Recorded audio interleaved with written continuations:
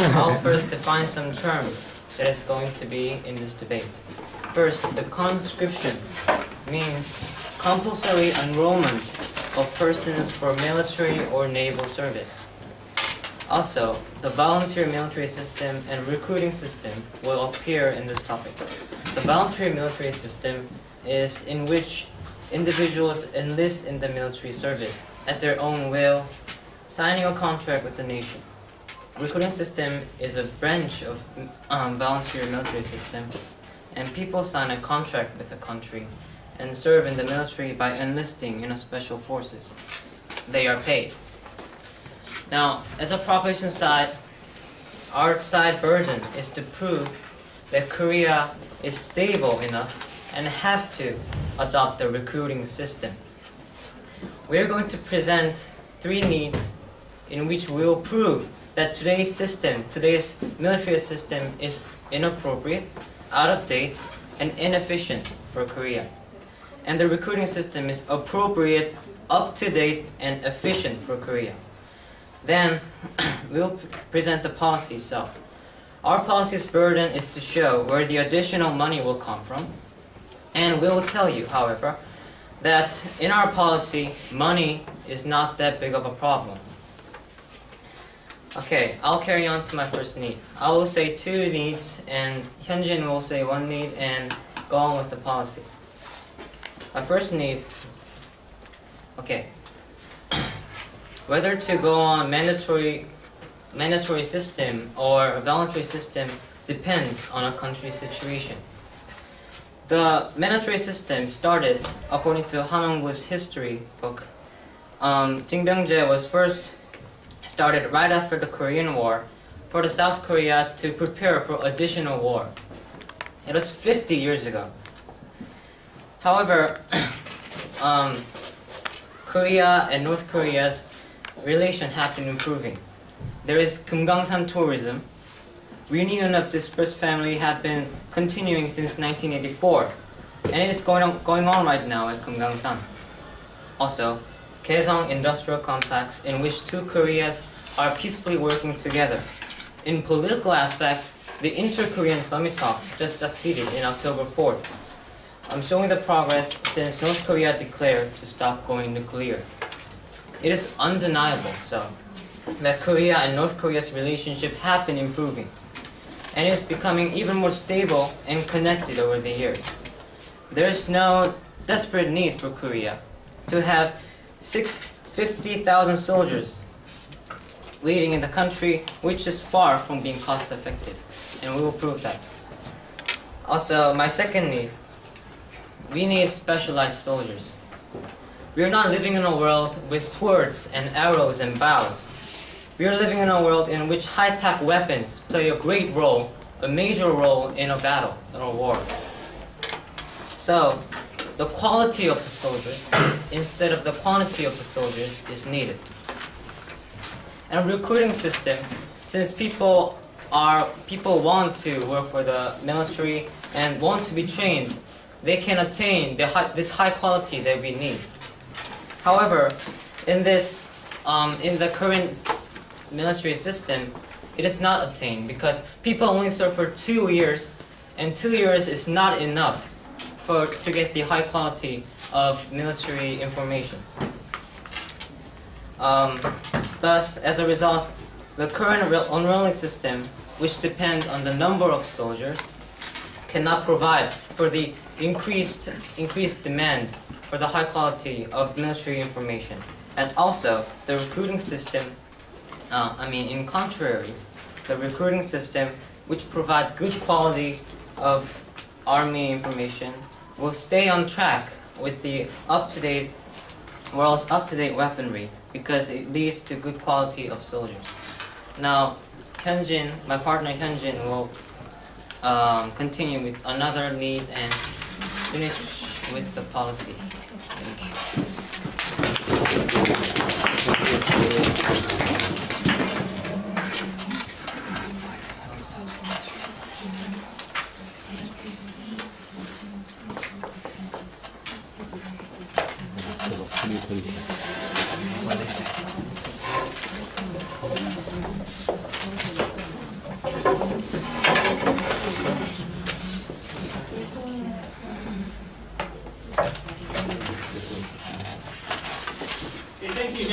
The first speaker for the opposition is Kim Naya. Let's welcome her.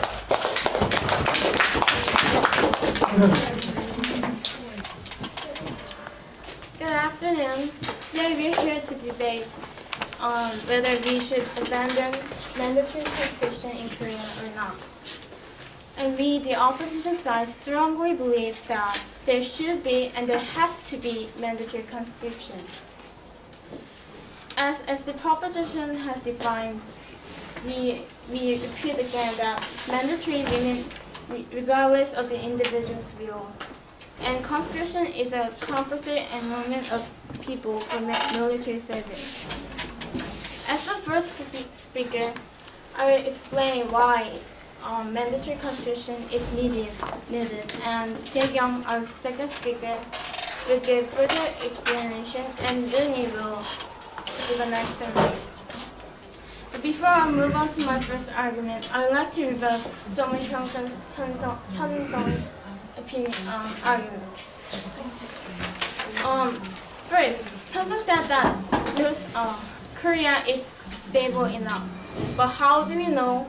How do we know whether the war is going to happen or not? And how do we know when the war is going to happen? War is not a game of prediction.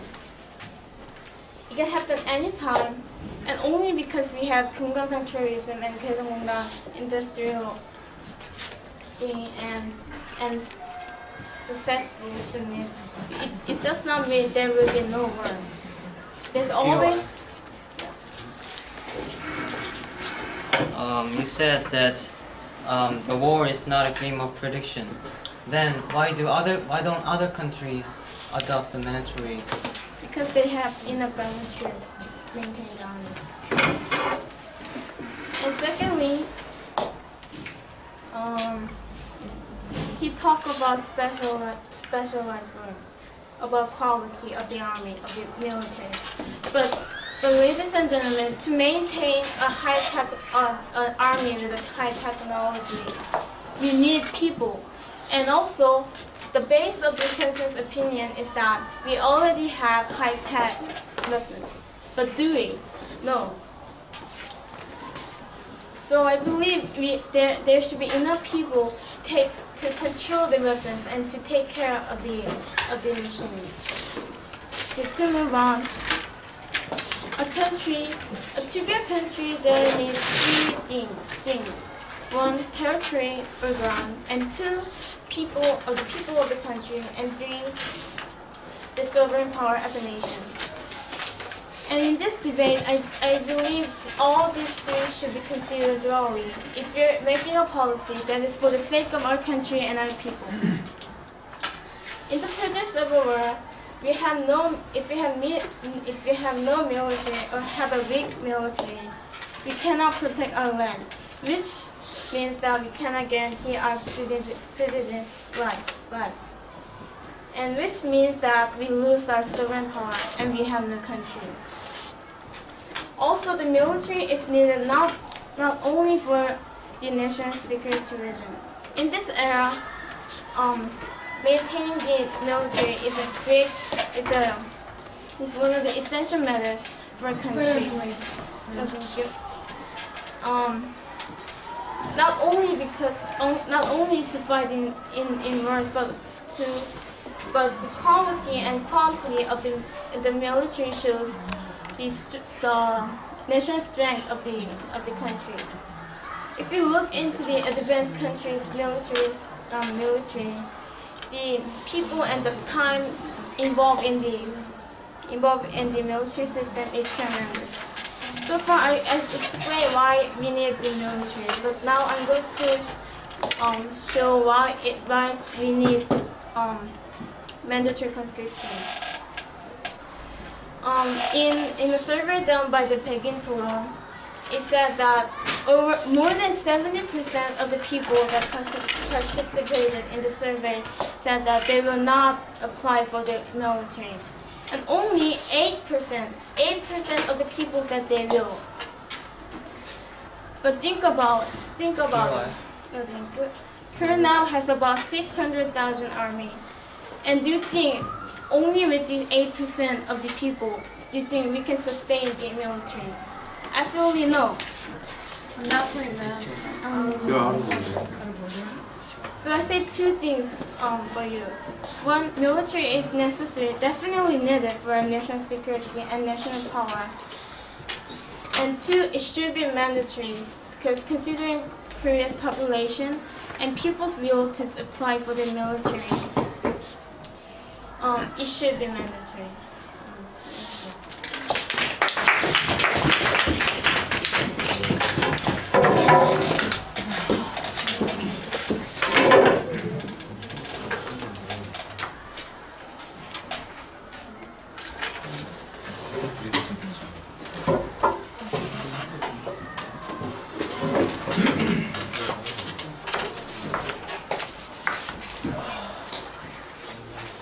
Ladies and gentlemen, I will be presenting the third need and the practicality of the policy. Before going on, I would like to go over some of the points that the opposition side has made.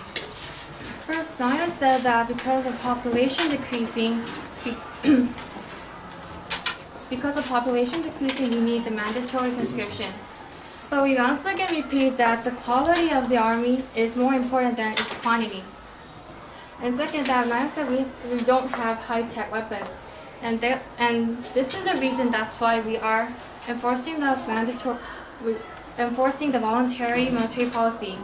Because by passing this policy, we can provide more budget to invest in military technology, which leads to investment in weaponry. Now I will continue with the need of our policy. Just a few minutes ago, we had mentioned that due to technological advancements, specialized soldiers are required instead of massive numbers of normal soldiers, just adding on to the quantity of the army. In addition, our policy must be passed because the mandatory conscription system's inefficiency. Currently under the law, all physically fit South Korean males from the age 18 to 30 must serve at least 2 years in the military. Due to this law, many Koreans have to face the big opportunity cost of military service. Compared to normal people, soldiers can neither develop their human resources for more than 2 years nor participate in economical activities. Not only individuals, but also the country's economy faces a big opportunity cost too. If these men had participated in economical activities instead of serving at the army, they could have contributed to the increase of productivity in the industry. Also, conscription is also inefficient because national defense expenditures are not being distributed effectively. For example, in the year 2005, the whole budget for national defense was approximately 24 trillion won. About 30% of the money was used to invest in military technology. Then what happened to the remaining 70%? The remaining 70% was used as labor costs. Labor costs including the salaries paid to the conscripted soldiers. No, thank you. Since there are too many conscribed soldiers, currently 700,000 of them to pay, it's difficult to redistribute the budget so that more money can be spent on improving our military's technology. Some advocates of mandatory conscription might say that voluntary military service will put more economic pressure on the citizens than the conscription. However, this is not true. According to an economist named Friedman, no thank you ma'am, the budget to provide a certain level of military national defense is the same whatever the kind of military service is used. In the case of mandatory conscription, the recruited soldiers are providing the budget in the form of tax, subconsciously. At this point, a fiscal illusion occurs, making it seem that nominal budget for conscription is lower than the budget for voluntary military service when in reality they cost the same. Now I will move on to the practicality of the policy.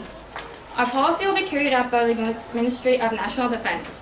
The Ministry of National Defense will appeal a bill to the Ministry of Planning and Budget requesting a 9.9% increase in the military budget starting from the year 2008.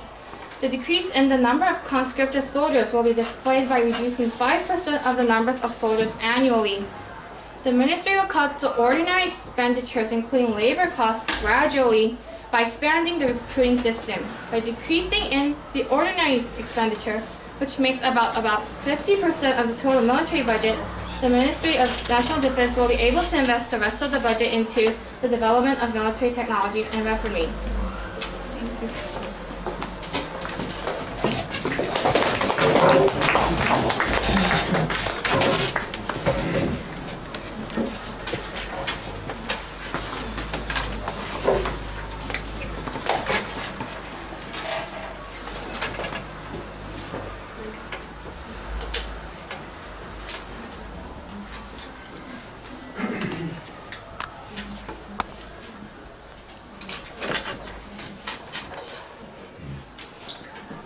After Jae-kyung's speech, I might call on any two of you. So consider what you would say from either side.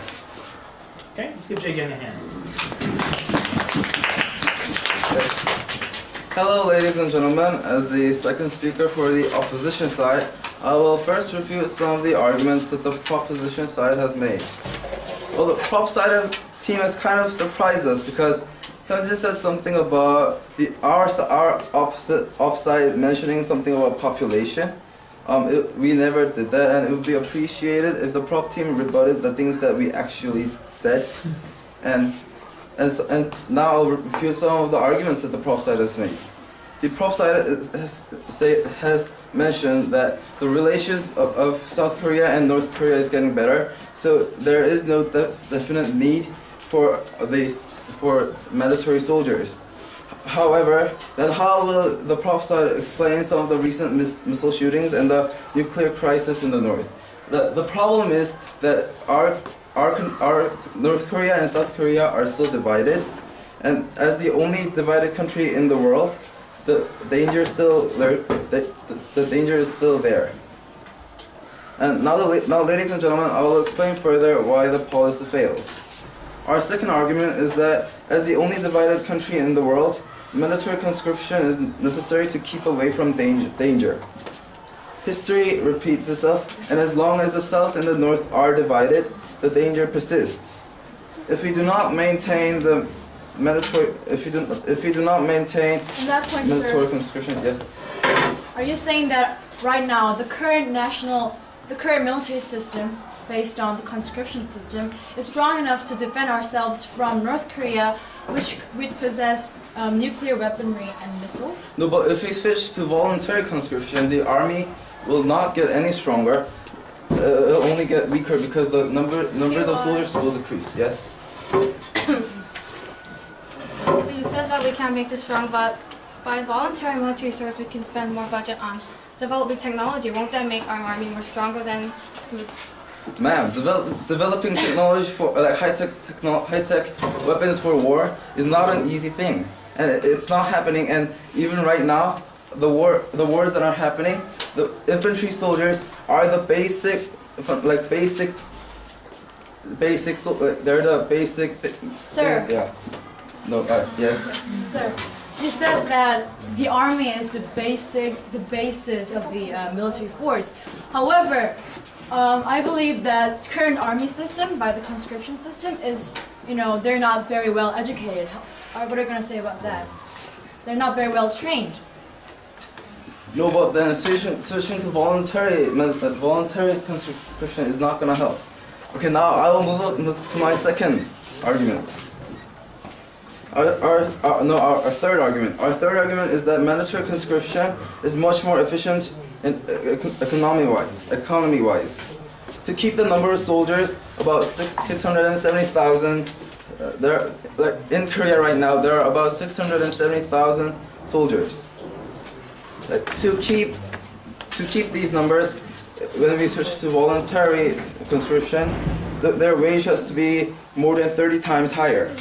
Right now, about 65 of the National Defense Fund budget is used to pay the soldiers.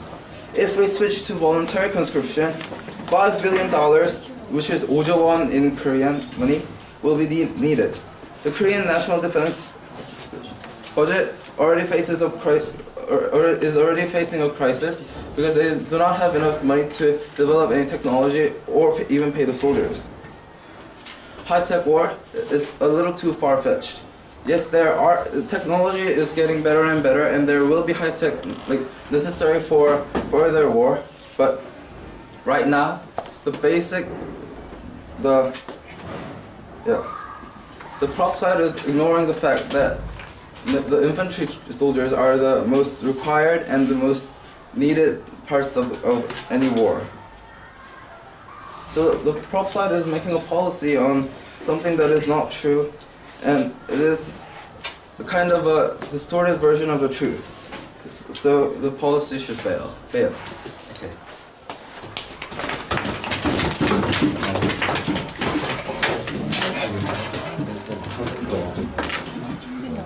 일반 200분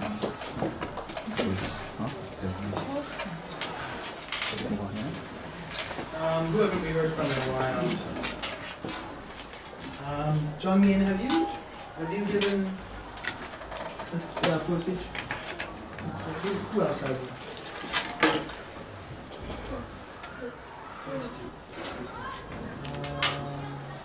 Hyunju.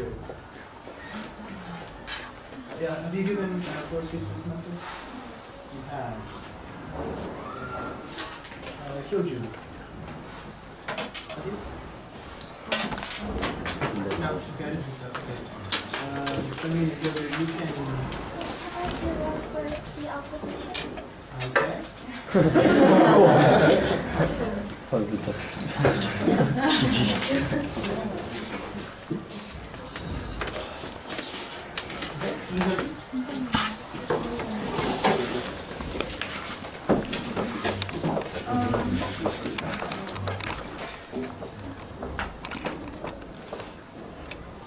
The prop side said that by abandoning the mandatory conscription, we can like increase the skills, and I think that's true. Like the mandatory conscription is so short that the people can't get that skilled in that short period of time. They only get the elementary skills, and by abandoning the mandatory and turning to voluntary, the people who are in the army will have because they get paid, they will be more hardworking, and at the same time, because it will be their job, they will become more skilled and more effective.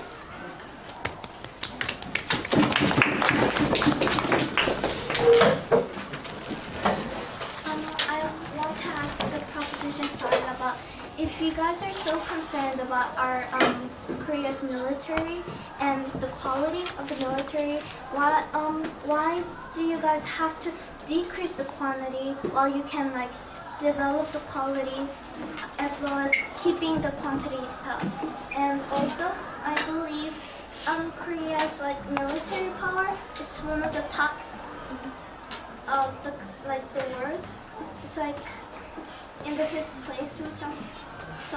So yeah, that's all I wanted to say. Thank you for speaking.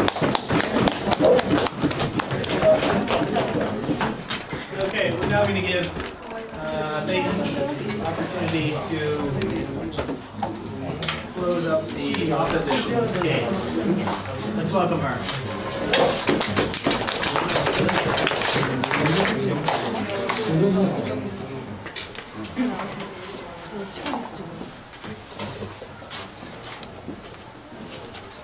Ladies and gentlemen, first I will start by rebutting our opponent's points and then wrap up by stressing our 3 points why we need to maintain mandatory conscription. First of all, and most importantly, as all of you have noticed, they have no policy.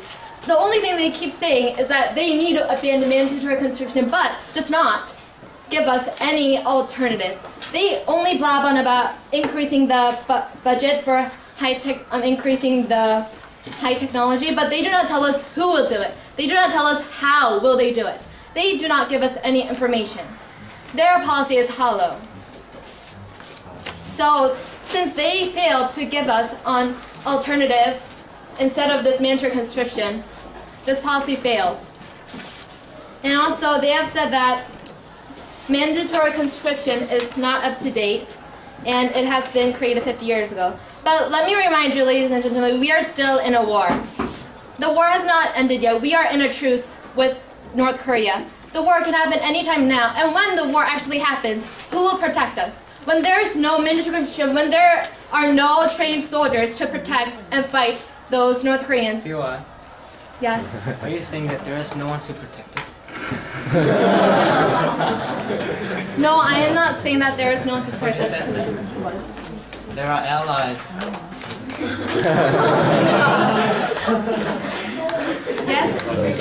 Yes, they're allies, but as Nayan has mentioned before, there was a survey asking people whether they would still enlist, as they have mentioned, enlist for the army if there was no mandatory conscription, and only 8% of those people have agreed to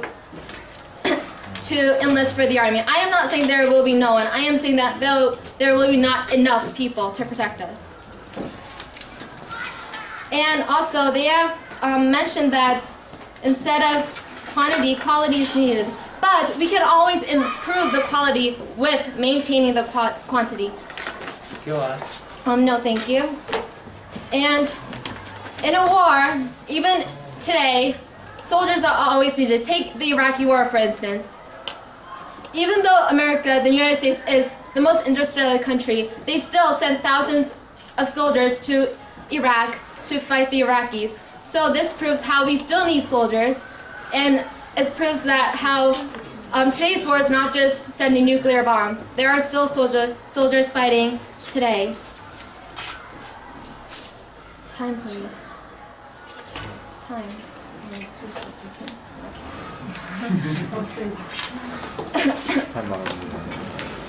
Okay. And they have also said that 2 years is not enough to teach basic skills. But actually, mandatory conscription, the Army teaches basic skills. Basic important skills such as first aid, swimming, and wilderness survival. This is what we really need. In a real war, in a real situation, first aid is always in need, and we can train soldiers by having this mandatory conscription. And now I will mention our points again. First, since if there is no mandatory conscription, not enough soldiers will enlist to protect our country, so mandatory conscription is needed to fill up the number of enough soldiers to protect us. And also, as I have mentioned before, we are still in a war, and the war has not ended, so there is always a possibility of a breakout. And even though they have said that the budget for voluntary soldiers and mandatory conscription would be the same, that is false, ladies and gentlemen. In a very large war, such as the World War II, raising a large enough voluntary military in a short period of time would require dramatic increases in taxes or budget deficits. And in a dramatic time, the citizens would be pressured, and there will always be,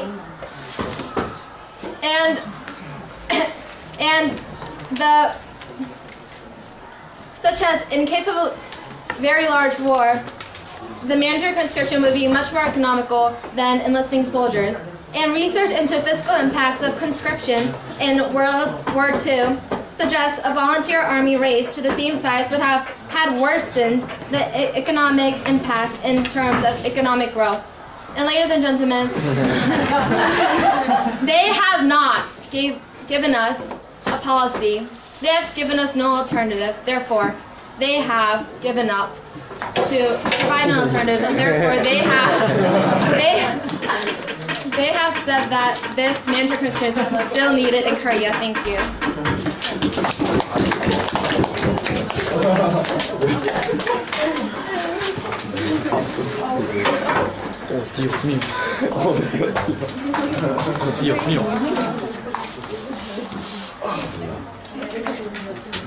야, 이거 불 꺼진다, 중간에.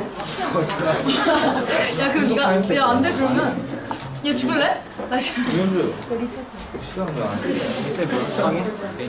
메뉴. 중간중간에 내가 시간 물어봤을 때도 안 그랬었잖아. 1분 지나면 좀 크게 쳐라. 안 들리잖아, 근데. 내가 해야 된다니까.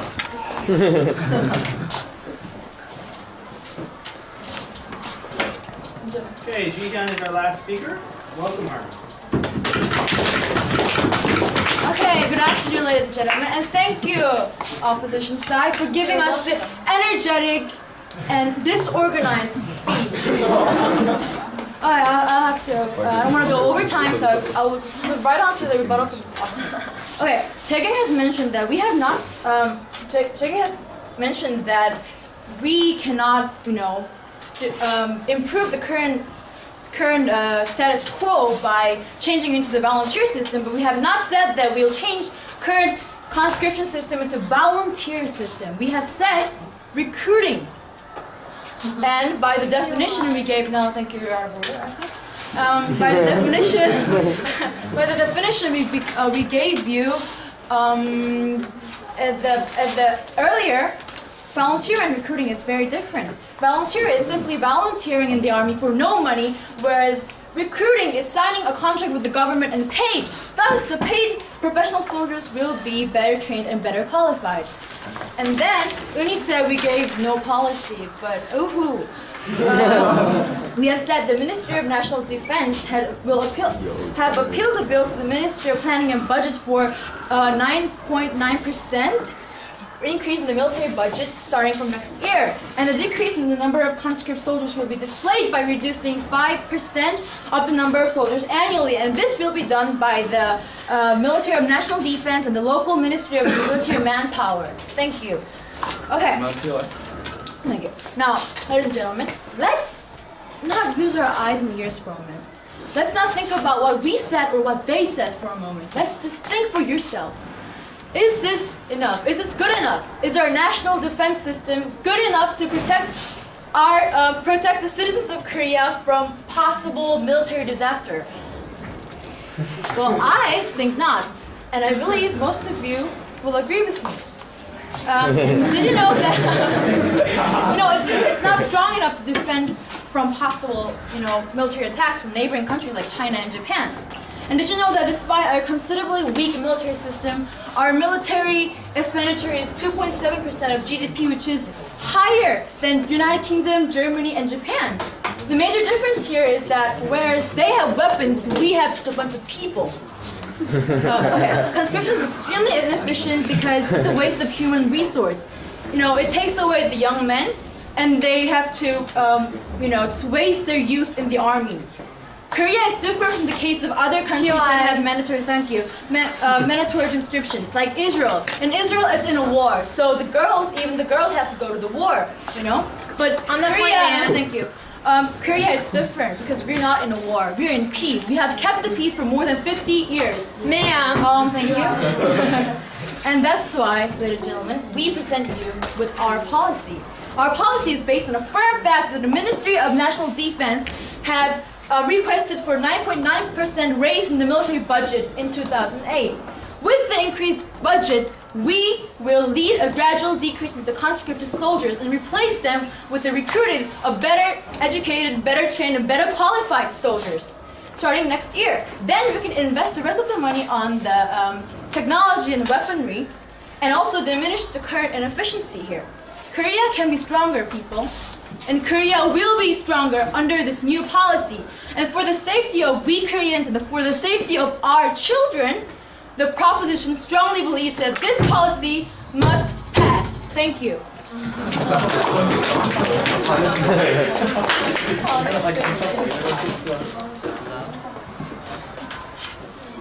Sit down. Debaters too. Yeah.